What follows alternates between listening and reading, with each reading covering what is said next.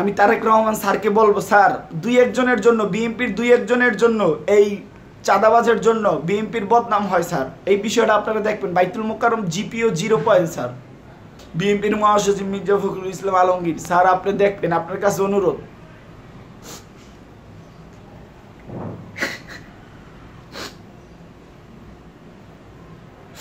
আমরা যে কতটা কষ্ট আছি এক আল্লাহ ছাড়া কেউ জানে না।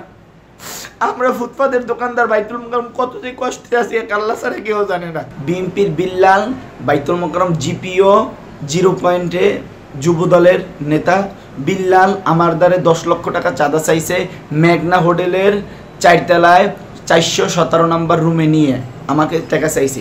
আমার দ্বারে টাকা চাইছে অনেক মানুষে, বাইতুল মোকাররম অনেক লোকের দ্বারাই টাকা চাইছে। তারা তো কষ্টে বলতে পারতেছে না, দোকানপাট লাগাইতে পারতেছে না। আপনারা দেখবেন বাইতুল মোকাররম গেলে যে কম্বলের যে দোকান আছে, কম্বলের মার্কেট, সেই কম্বলের মার্কেট পুরোটাই বন্ধ। কেন? চাঁদা দিতে হবে।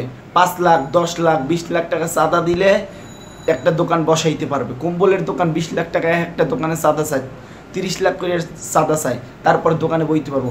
ভাই, এটা হলো আমাদের গরিবের উপর জুলুম। ক্ষমতা আসলে যদি চাঁদা, ক্ষমতার আগেই যদি চাঁদা দেওয়া লাগে, আর ক্ষমতা আসলে আমরা কি করব? আমরা গরিব দুঃখী কি করব?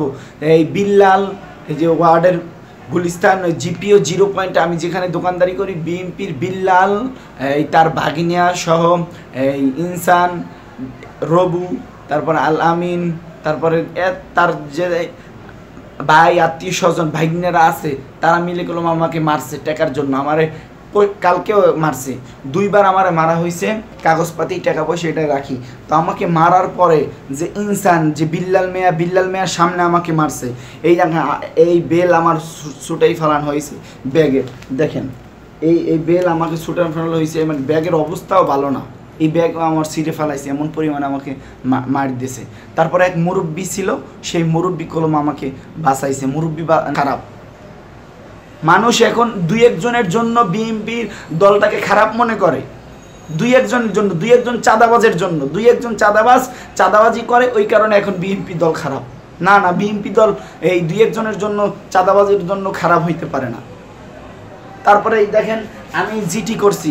এই দেখেন, আপনারা দেখলে যে বুঝতে পারবেন। এই দেখেন, এই পুলিশের নাম্বারও আছে বলুন, এখানে বললাম এই পুলিশের নাম্বার আছে জাহাঙ্গীর। তারপর আমি যে জিটি করলাম পল্টন থানায়, যে আমি জিটি করছি, দেখেন এই যে পল্টন থানায় জিটি করছি। পুলিশ আসছে, পুলিশ আসার পরে বিল্লালকে দেখছে, দেখার পরেও সে পুলিশ বলল কি যে বিল্লাল নাই, পরে বিচার হইব।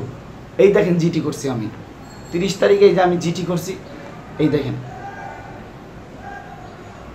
পুলিশের কাছে বিচার আমি পাই নাই। এই দেখেন, পুলিশের দ্বারা বিচার দিয়ে আমি বিচার পাই নাই। এই আমার দেশের জিঠি আমার পুলিশে পুরোপুরি আমার জিঠি নেওয়ার পরে থানায় আমার অ্যাকশন নেয় নাই পুলিশ।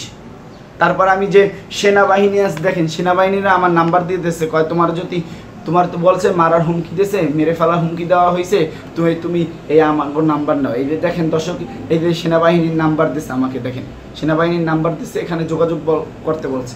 তাই সেনাবাহিনী আমাকে যে বলছে যে আমি তোমার দোকান বসাইয়ে দিব। পুলিশের কাছে গেলাম, বিচার পাইলাম না। কার কাছে গেলে বিচার পাবো? এই সেনাবাহিনী, তারা আমাদের জান রক্ষা করার জন্য কাজ করে, পাইলাম না। কার কাছে গেলে বিচার পাবো? আমরা গরিব দুঃখী। আমার মতন বাইতুল মোকাররম হাজারো দোকানদার, হাজারো হকার কান্দে, চোখের পানি ফেলায়। 2 একজনের জন্য বিএনপির বদনাম হয়।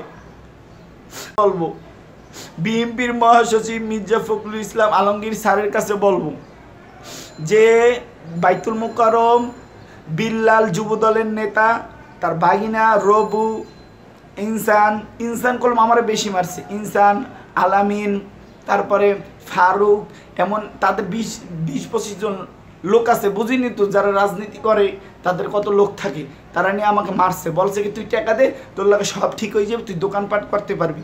আমার 10 লক্ষ টাকা দিয়ে আমি কেমনে দোকানদারি করবো? আমরা কামাই 2 টাকা, মানে আমি 10 লক্ষ টাকা কেমনে দিব? আমি তারেক রহমান স্যারকে বলবো, স্যার 2 একজনের জন্য বিএনপির 2 একজনের জন্য এই চাঁদাবাজের জন্য বিএনপির বদনাম হয় স্যার। এই বিষয়টা আপনারা দেখবেন। বাইতুল মোকাররম জিপিও 0 পয়েন্ট স্যার।